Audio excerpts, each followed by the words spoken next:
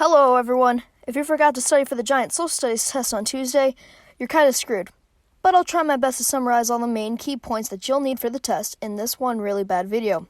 Alright, let's go. I apologize for the audio as this is being recorded on a phone. The year is 1848. America has just won the Mexican-American War. Woo, go America. Now we have all this land. That's cool. But, is this land going to be free land or slave land? The North doesn't like slaves, but the South does. Currently, they both balance each other out in Congress. If one side has more states than the other, power would be thrown off in court. The North and the South want to avoid that. They were stuck. Just then, David Wilmot bursts into the court. "Wait," he yells, "I know what to do." "Yeah, sure," everyone sarcastically goes. "Just hear me out," he says. "Fine." Ugh. "What do you got?" "We should make slavery illegal in all those Mexican cession states."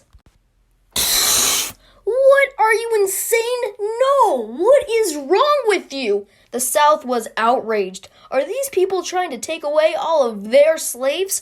It obviously didn't pass in Congress. Skip 2 years ahead, 1850. The North and the South have been a bit on edge about that whole Wilmot Proviso thing. Just then, America hears a knock on the door. It's California. After the whole gold rush, a lot of people ran over there, and now they want to become a free state. "All right," America said, "let's see what side you fall on the Missouri line. North free, South slave. Let's see." You are straight down the middle.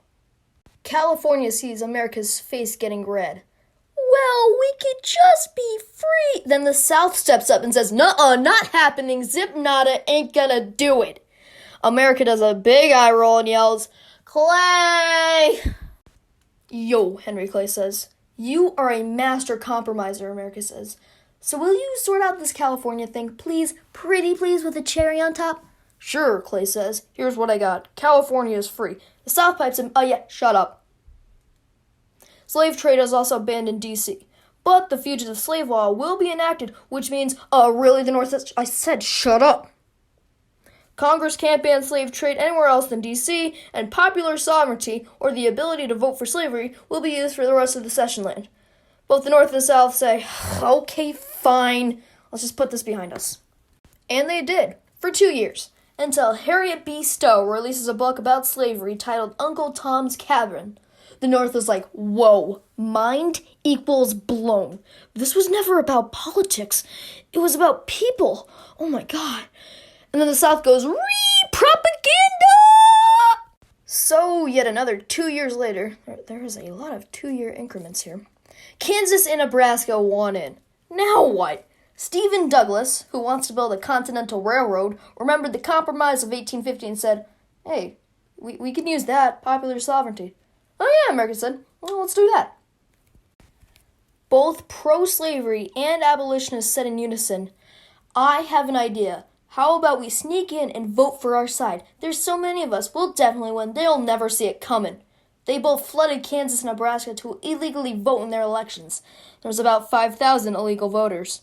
"All right, here's the results," Kansas started to say, when both the North and the South plugged their ears and said, "I win. No, I win. No, I win." And then they pulled guns on each other. Again, at the same time, they said, "No, I win."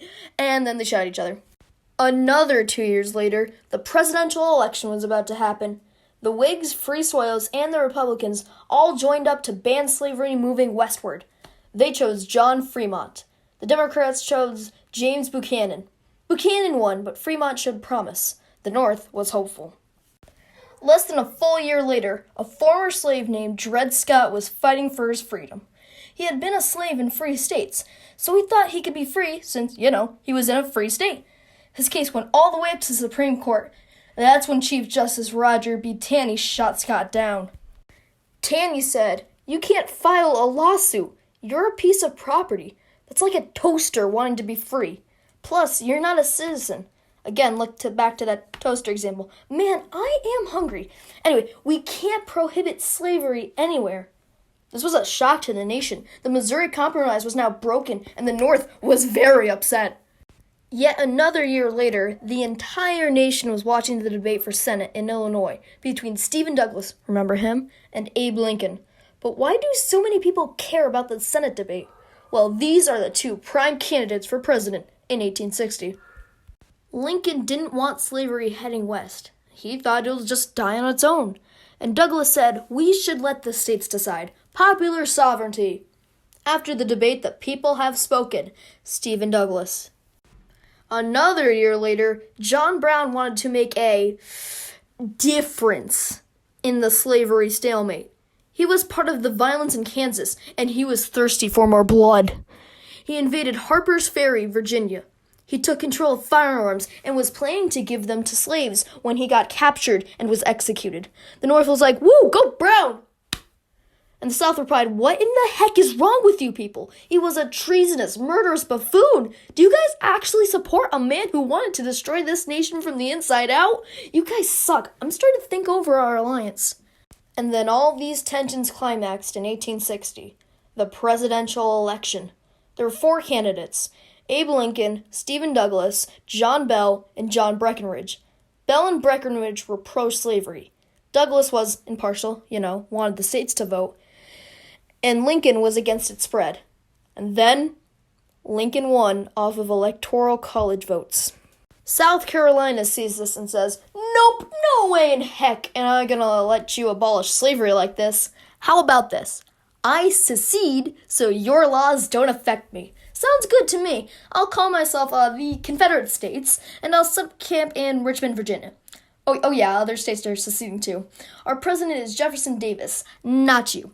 Good day, sir. Lincoln said, fun! Fun. This is fun. Yeah, I like this, yeah.